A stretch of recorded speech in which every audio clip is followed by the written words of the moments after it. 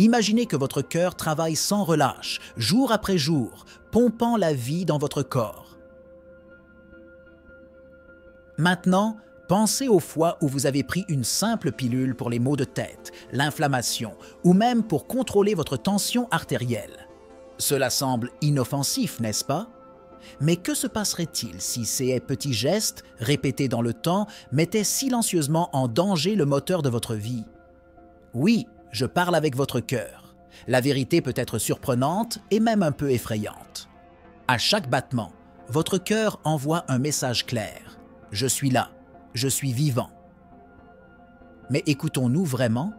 Dans notre quête d'un soulagement immédiat et de solutions rapides à chaque inconfort, nous ignorons peut-être les signaux cruciaux que notre corps nous envoie.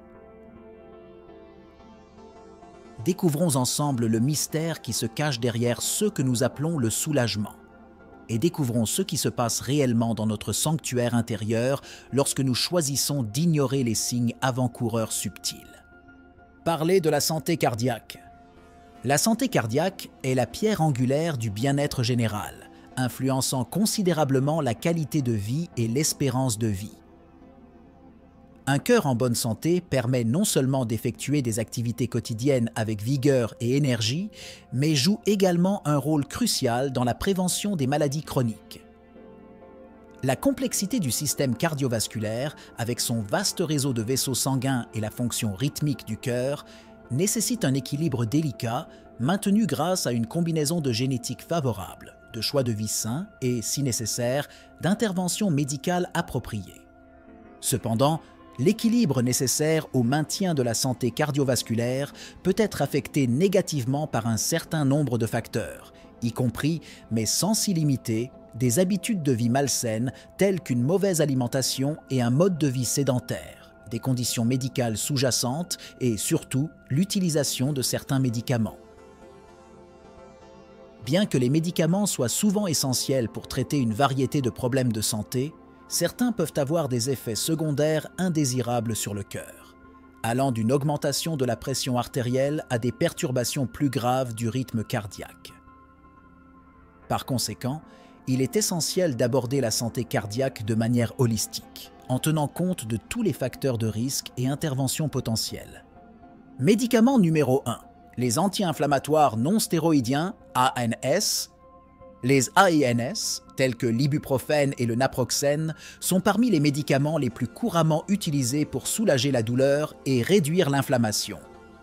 Ils offrent un soulagement significatif pour une variété de conditions, des douleurs musculaires et des maux de tête aux maladies plus chroniques telles que l'arthrite.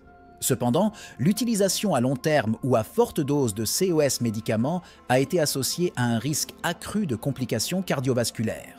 Ce risque est particulièrement prononcé chez les personnes ayant des antécédents de maladies cardiaques ou des facteurs de risque de telles affections, où les AINS peuvent les exacerber en augmentant la pression artérielle et en provoquant une rétention d'eau.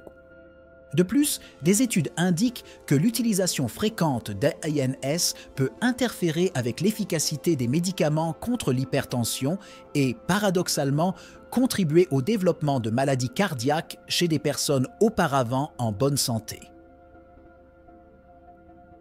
Cet effet indésirable est attribué à la capacité des AINS à déclencher un déséquilibre du système cardiovasculaire, favorisant la vasoconstriction et l'agrégation plaquettaire, facteurs pouvant entraîner un rétrécissement des artères et, par conséquent, une augmentation de la tension cardiaque. Par conséquent, il est essentiel que les patients et les fournisseurs de soins de santé soient conscients de ces risques, en équilibrant soigneusement le besoin de soulagement de la douleur avec l'impact potentiel sur la santé cardiaque. Médicament numéro 2. Les antibiotiques spécifiques. Certains antibiotiques, tels que les fluoroquinolones et les macrolides, ont été associés à des effets indésirables sur le système cardiovasculaire, notamment un allongement de l'intervalle QT et des arythmies cardiaques.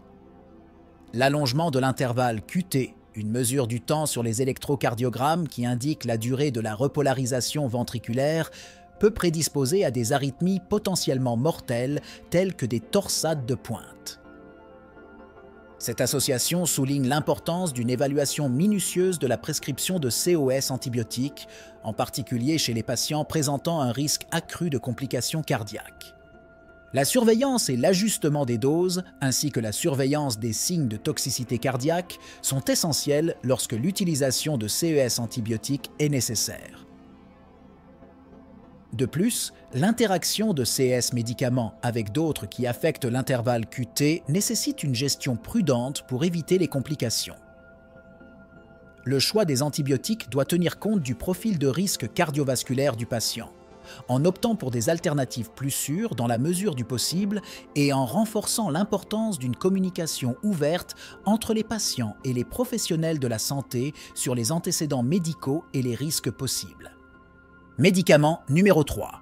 Les médicaments contre le diabète. Les médicaments antidiabétiques, en particulier ceux de la classe plus ancienne comme les sulfonylurées, peuvent avoir des implications importantes pour la santé cardiovasculaire. Ces médicaments stimulent le pancréas à libérer plus d'insuline, ce qui, dans certains cas, peut entraîner une hypoglycémie, ce qui augmente le risque d'événements cardiovasculaires indésirables.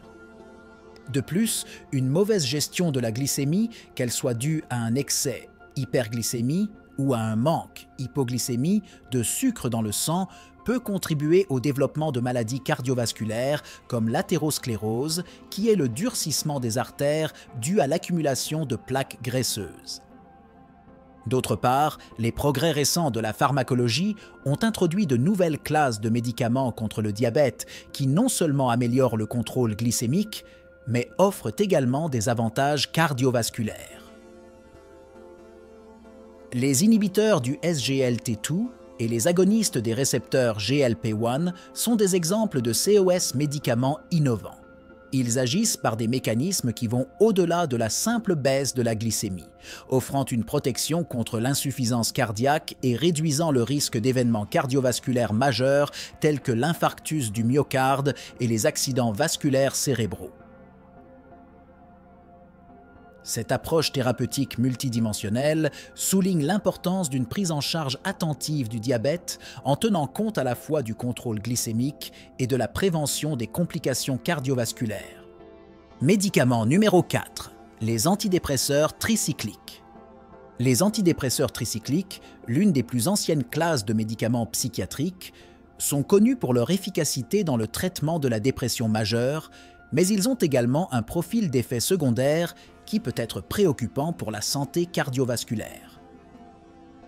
Ils peuvent provoquer une variété d'effets indésirables tels que l'hypotension orthostatique, qui est une chute brutale de la pression artérielle en position debout, l'allongement de l'intervalle QT sur l'électrocardiogramme qui peut prédisposer à des arythmies cardiaques potentiellement mortelles et une augmentation du risque d'infarctus du myocarde, en particulier chez les patients ayant des antécédents de maladies cardiaques.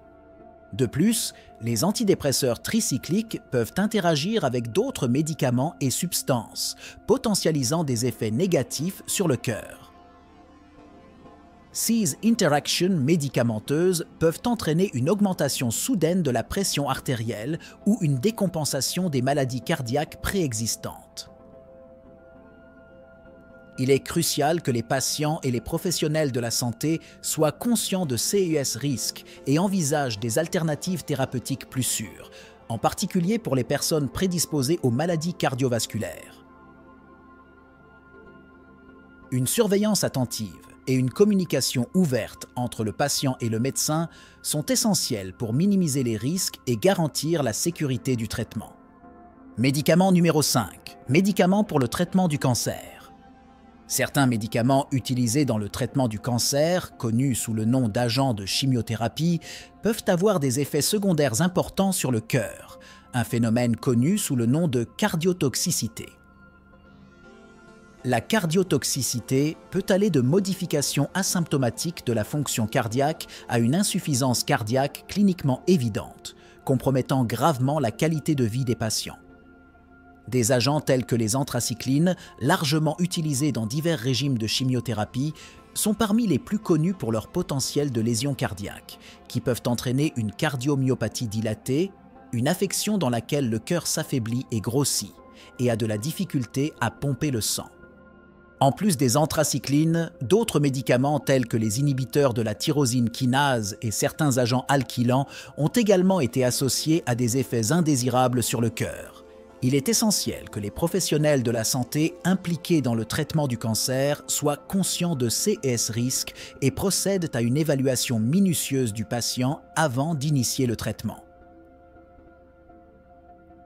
Une surveillance régulière de la fonction cardiaque pendant et après le traitement peut aider à identifier les premiers signes de cardiotoxicité, ce qui permet d'intervenir rapidement pour minimiser les dommages au cœur.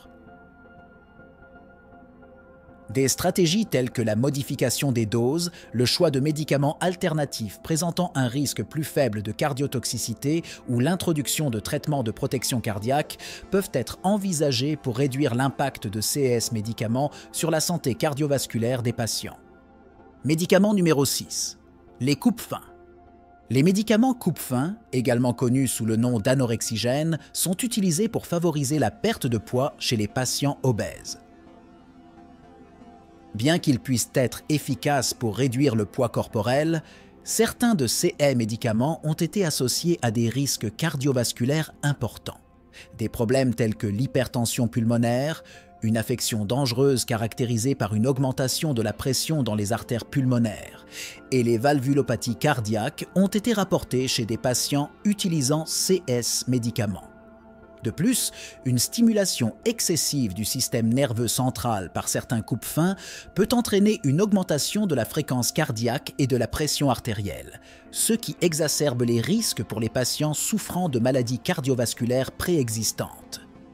Il est essentiel que la décision d'utiliser des coupe-faim soit prise avec prudence, compte tenu des avantages potentiels de la perte de poids par rapport aux risques cardiovasculaires. Les patients utilisant ces médicaments doivent être étroitement surveillés pour détecter les signes de problèmes cardiaques et la recherche d'alternatives sûres, telles que les changements de mode de vie, l'alimentation et l'exercice, doit toujours être encouragée. La collaboration entre les professionnels de la santé, y compris les cardiologues, les endocrinologues et les diététistes, est essentielle pour assurer une approche sûre et efficace de la gestion de l'obésité. Médicament numéro 7. Médicaments pour le traitement des arythmies cardiaques. Les antiarythmiques sont une classe de médicaments utilisés pour corriger les irrégularités du rythme cardiaque, telles que la fibrillation auriculaire et la tachycardie ventriculaire.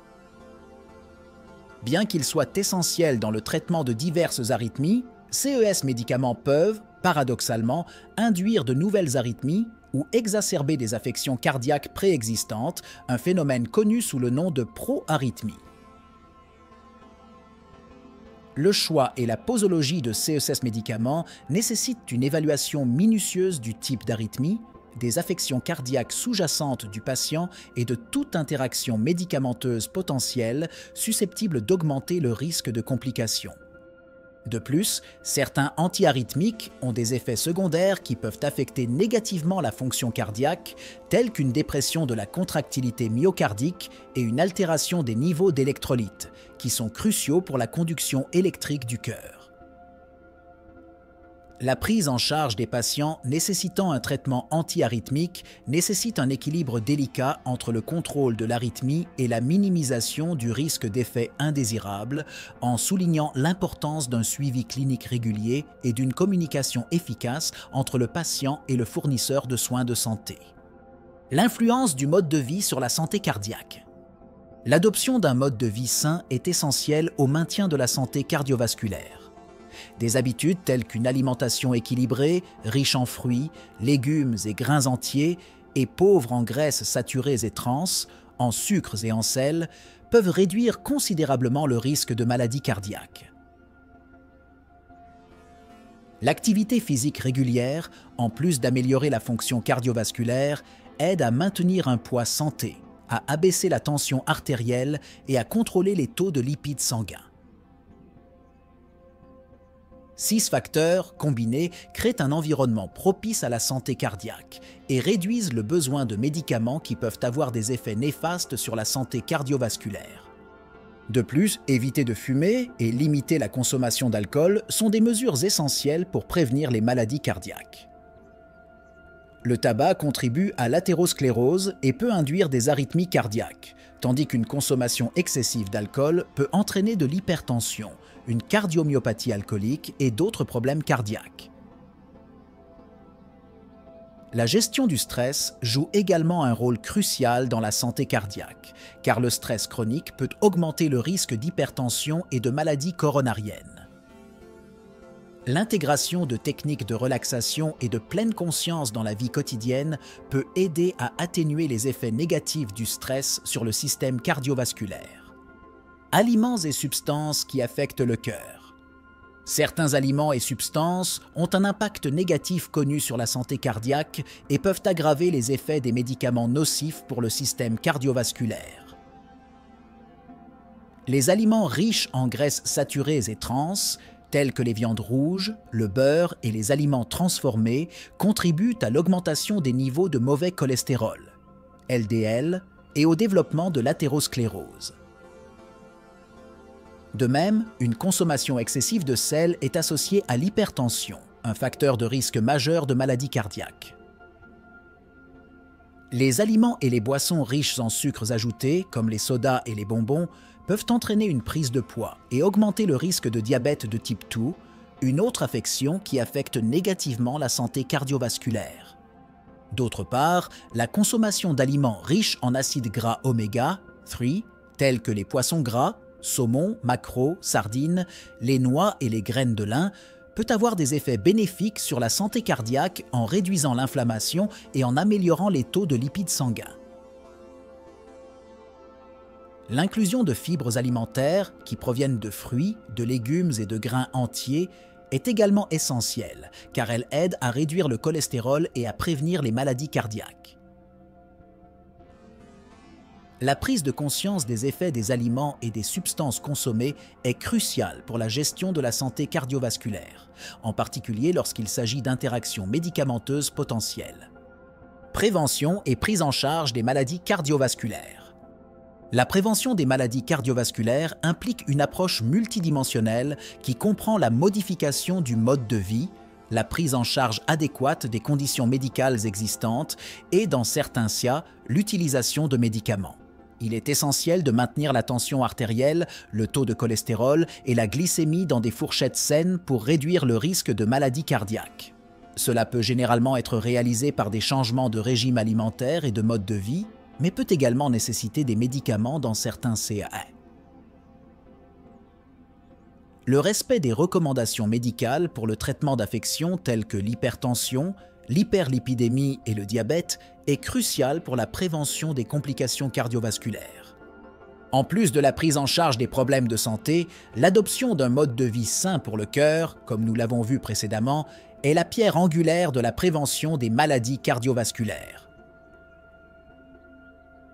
Les programmes de réadaptation cardiaque et les initiatives de promotion de la santé publique jouent un rôle essentiel dans l'éducation de la population sur les risques cardiovasculaires et les stratégies pour les atténuer. La détection et le traitement précoce des maladies cardiaques sont également essentiels, ce qui implique des examens réguliers et une surveillance des personnes à risque. Ces mesures, combinées à la sensibilisation aux effets secondaires cardiovasculaires de certains médicaments, assurent une approche proactive du maintien de la santé cardiaque. Consultation médicale et évaluation des risques.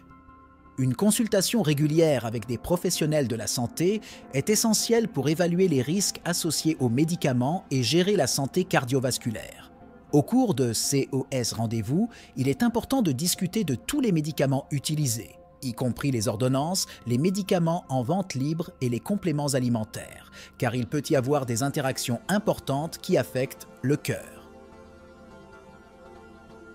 Le fournisseur de soins de santé peut évaluer le profil de risque cardiovasculaire du patient et recommander des ajustements à la médication ou des alternatives plus sûres si nécessaire.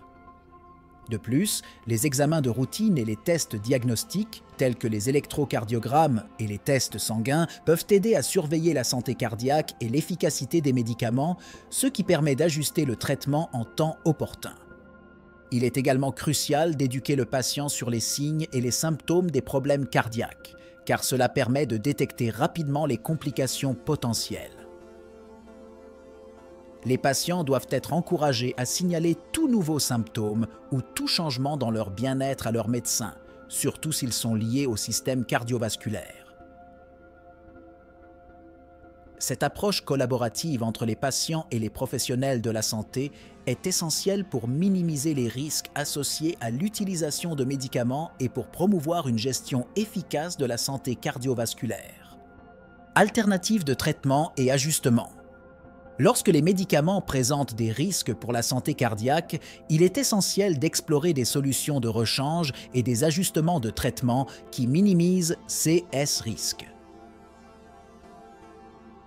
Les professionnels de la santé peuvent recommander des médicaments ayant un profil d'innocuité cardiovasculaire plus favorable ou ajuster la posologie pour réduire les effets indésirables. Dans certains CA, l'introduction de thérapies non pharmacologiques, telles que des changements de régime alimentaire et de mode de vie, peut suffire à gérer l'état du patient, éliminant ainsi le besoin de médicaments potentiellement nocifs. La thérapie comportementale, par exemple, peut être une alternative efficace pour gérer la dépression chez les patients à risque de maladie cardiaque, réduisant ainsi la dépendance aux antidépresseurs qui peuvent avoir un impact négatif sur la santé cardiovasculaire.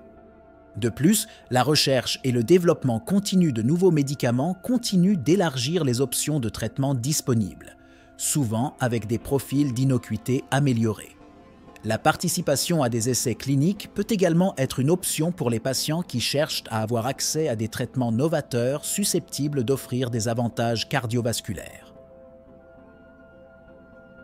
La collaboration entre les patients et les professionnels de la santé dans l'exploration d'alternatives thérapeutiques est essentielle pour assurer la sécurité et l'efficacité de la prise en charge des soins de santé. Conclusion et voies à suivre. La santé cardiovasculaire est un aspect essentiel du bien-être général et nécessite une approche prudente et multidimensionnelle pour son maintien.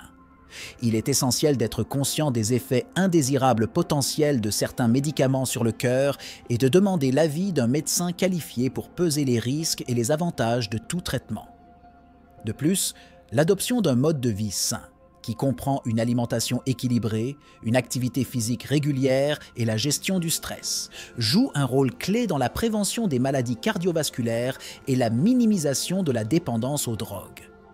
À mesure que nous avançons, il est important que les patients ainsi que leurs fournisseurs de soins de santé continuent de poursuivre le dialogue sur la meilleure façon de prendre soin de leur santé cardiaque.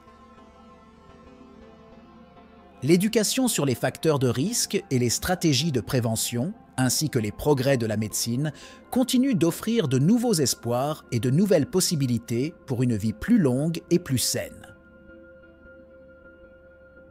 La proactivité dans la gestion de la santé cardiovasculaire, que ce soit par la prévention, l'intervention précoce ou le traitement efficace des affections existantes, est cruciale.